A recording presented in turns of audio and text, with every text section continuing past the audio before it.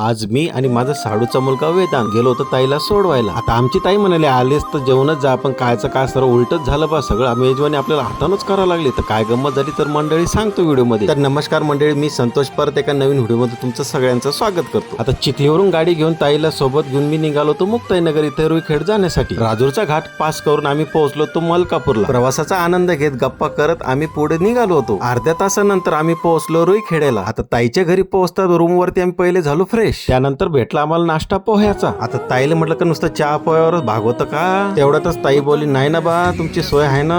हे वाक्य कानावर पडलं तेव्हा अंगामध्ये जरा तरतरी आली. म्हटलं जा गाडीकडे. गाडी काढली आणि निघालो आम्ही बाहेर. आता पाहुण्यांनी आम्हाला सोबत घेऊन नेलं मुक्ताईनगरला. आता मार्केटमध्ये जाताना पाहुण्यांनी पहिली सुरुवात केली भाजीपाल्यापासून. आता तेवढ्यातच हा गडी मला काही काळ्या पिशीतलं चालत नाही.